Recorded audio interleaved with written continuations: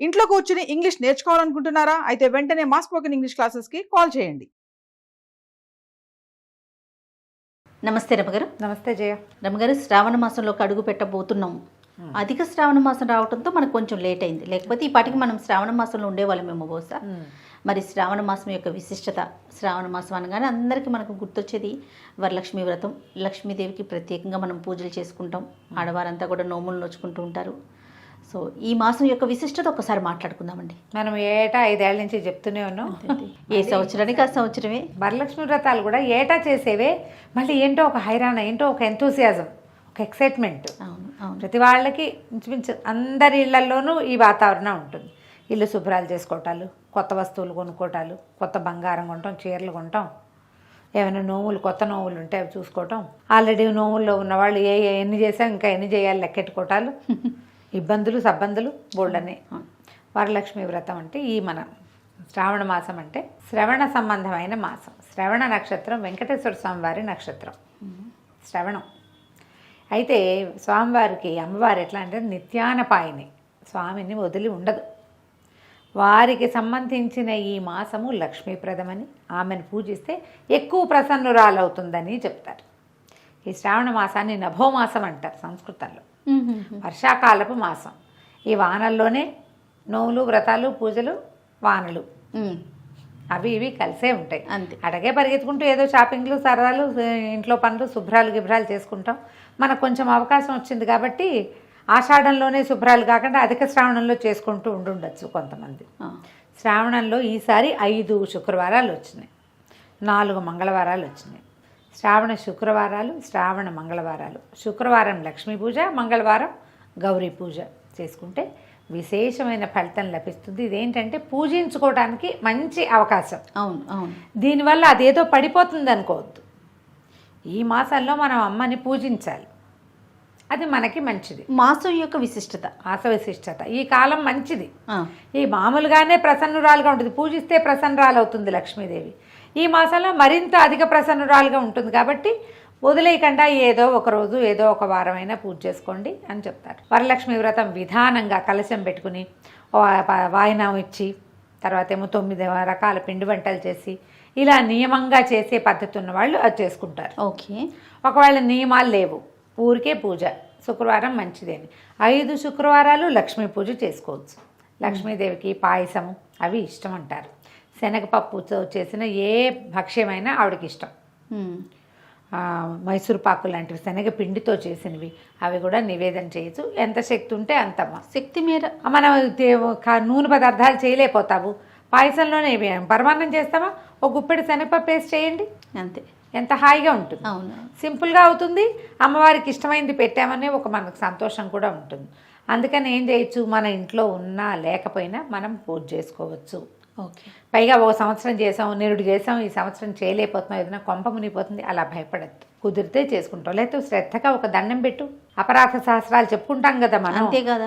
మామూలుగా నిరుడు బాగా చేసుకోగలిగానమా, ఈ సంవత్సరం నేను సేవించలేకపోతున్నా, నమస్కారంతో సరిపెట్టుకోమని ఒక అపరాధం చెప్పుకోవటం, ఓ నమస్కారం చేసుకోవటం. చక్కగా 5 వారాలు చేసుకోవచ్చు.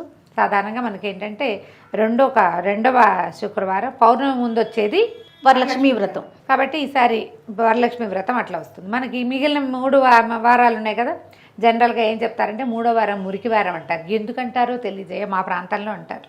అంటే వారం పూజ చేయరు, వ్రతం చేసుకోరు, పూజ చేసుకుంటారు. మామూలుగా శుక్రవారం పూజ చేసి వరలక్ష్మి వ్రతం చేయడానికి 3వ వారం పనికిరాదని కొన్ని ప్రాంతాల్లో ఉంది. ఓహో. మా ప్రాంతంలో చెప్తారు 3వ వారం మురికి వారం అని. మరి ఎందుకు అలా అంటారో తెలీదు, దాని మీద ఎప్పుడు ఎక్కడా వినలా నేను, మా వాళ్ళే అంటూ ఉంటారు. అదేలేండి. అవకాశం ఉంటే ఇక మొదటి 2 వారాలు కుదరలా, చివరి 2 వారాలు కుదరలా, 3వ వారమే కుదిరింది, ఏమిటి అంతే చేసుకోవడమే. ఇక అంత ఆలోచించడం అసలు అనవసరం అనిపిస్తుంది అంతే. చివరి వారం కుదిరినా చేసుకోవచ్చు. 4 వారాలు పూజ చేసుకున్నాం, 5వ వారం కుదరలేదు, కొంప మునుగుతుందని పొరపాటును కూడా అనుకోవద్దు. దండం పెట్టడం, పూజ చేసుకోవటం, చిన్న నివేదన నుంచి పెద్ద రకాలు 16 రకాల కుడుములు పెట్టి పదార్థాలు పెట్టి నివేదన చేసినా బాగానే ఉంటుంది. జనరల్గా 5 లేదా 9 చేస్తారు. కుదిరితే 5, 2 అంటే మామూలుగా అన్న నివేదనలు 3, నూనెలో వేసేవి 2 చేస్తారు. గారెలు, బూరెలు, పాయసం, పులిహోర, దత్తోజనం లేదా పొంగలి, పులిహోర, దత్తోజనం, పొంగలి పులిహార బజ్జీలు Okay. అట్లా ఏదైనా అలా చేసుకోవచ్చు. గారెలు బూరెలు ఏంటి ఒక నూనెతోటే మనం లాగించేస్తాం, అట్లా చేయొచ్చు. ఇంకొంతమందికి ఇంకో రకం అలవాటు ఉంటుంది. 9 ఉన్నాయి కదా, బజ్జీలు, తర్వాత పాలకాయలు, తర్వాత పాలపూరీలు, అమ్మవారికి ఇష్టమైన నివేదన పాలపూరీలు అని చెప్తారు. అవును. మరి ఆవిడ ఎప్పుడు తిన్నదో వీళ్ళు ఎప్పుడు చూస్తారో తెలియదు, కానీ నేను కూడా అదే అనుకుంటా, శనగపప్పు ఆవిడకి ఇష్టమని ఎందుకు చెప్తారు అని. ఇంక ఏ నైవేద్యమైనా అంతే కదా రమ్మగారు, పలానా స్వామికి పలానాది ఇష్టం అదే అలా చెప్పేసుకుంటాం, అనేసుకుంటూ ఉంటాం. అందుకని చేసుకుంటాం. మీరు ఎలా కుదిరితే అట్లా చేసుకుని ఈ శ్రావణ మాసం మనకి 5 వారాలు వచ్చాయి కాబట్టి 5 వారాలు శుభ్రంగా సౌకర్యంగా అవస్థపడకుండా, ఏ రకమైన కాంప్లికేషన్స్కి లోనైపోకుండా, భయపడకుండా, దీపారాధన మలిగిపోయిందని భయపడ్డం. ఏదో మైలు వస్తుంది రమ్మగారు, 2వ వారం చేసుకోలేకపోతారు, 3వ వారం చేసుకోవచ్చా అనే ప్రశ్న వస్తుంది, లేకపోతే 4వ వారం వరలక్ష్మి వ్రతం చేసుకోవచ్చా అన్న అనుమానం వస్తూ ఉంటుంది. చేసుకోవచ్చు, 4, 5 కూడా చేసుకోవచ్చు. ఏ వారం కుదిరితే ఆ వారం చేసుకోవచ్చు. శుభము అసలు అలవాటుగా చెప్పబడింది, కథలో చెప్పింది మాత్రం 2వ వారం. ఓకే, కుదరలేదు పౌర్ణమి ముందొచ్చే వారము అని చెప్పారు, ఆ రోజుకి కుదరలేదు, మరుసటి వారం చేసుకో అంతే. ఇంకా ఆ రోజు కుదరలేదు ఏం చేస్తాము, దాని మీద భయపడకూడదు, బెంగపడకూడదు అనుకుంటా చేయాలి. అవును. ఒక్కో సంవత్సరం మొత్తానికే కుదరదు మనకి, ఒక్కొక్కళ్ళకి. ఏం చేస్తారు, ఇది చేసే క్రమంలో ఈ నెలలో తులసి మొక్కలు నాటుకోవచ్చా, నాకు వచ్చిన ప్రశ్నలు చెప్పేస్తున్నాను నేను. చెప్పండి. తులసి చెట్టు పెట్టుకోవచ్చా అని అడిగారు ఒకరు. శ్రావణ మాసంలో తులసిని నాటచ్చా, లక్షణంగా నాటుకోవచ్చు. అసలు ఆ ప్రశ్న ఎందుకు వచ్చిందంటారు రమ్మగారు?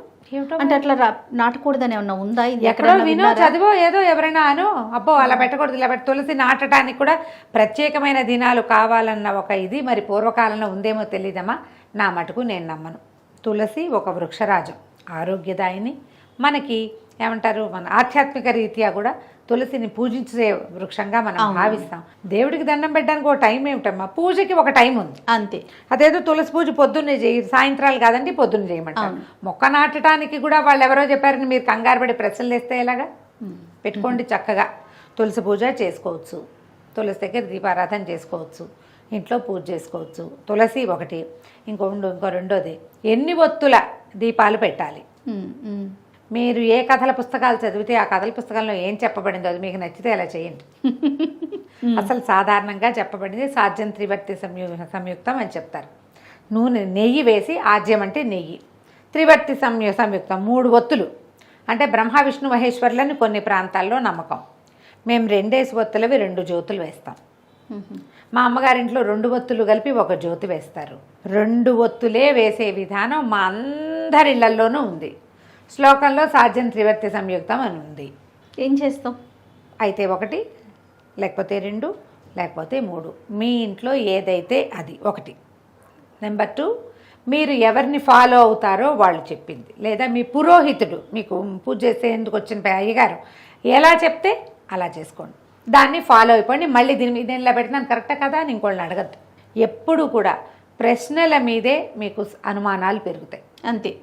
నువ్వు అదే నీ అలవాటుగా చేసుకో, ఏమీ ఉండదు, ఇన్వాలంటరీగా గాలి తీసుకున్నట్టే. అంతే. నువ్వేం అడిగావా ఇది ఏ ముక్తో తీసుకుంటున్నాను నీకు గుర్తొస్తుంది అసలు రాదే. వీటి మీద ఎందుకు ప్రశ్నలు, అనవసరంగా టెన్షన్ పడతారు కదా. ఏం పడకండి, హాయిగా పూజ చేసుకోండి, చక్కగా చదువుకోండి. లక్ష్మీ అష్టోత్తరం చదువుకోవచ్చు, అష్టోత్తర శతనామావళితోటి ప్రకృతి నమః, ఓం వికృతి నమః అని ఒక్కొక్క నామంతో పువ్వులు వేసి పూజ చేసుకోవచ్చు. లక్ష్మీదేవికి ఏ పువ్వులతో పూజ చేయాలి, చేమంతి పువ్వులు విశేషంగా చెప్తారు. మీ వాకిళ్లల్లో ఉంటే పారిజాతాలు, నందివర్ధనం, గరుడవర్ధనం, కనకాంబరాలు వాటితోటి కూడా చేసుకోవచ్చు. మల్లెలు, మొల్లలు దొరికితే వాటితోటి చేసుకోవచ్చు. జాజి పూలు దొరుకుతాయి, జాజి కూడా విశేషంగా చెప్తారు అమ్మవారికి. సంపెంగలు అవి దొరికితే చేసుకోవచ్చు. కమలాలు దొరికితే మరీ శ్రేష్టం.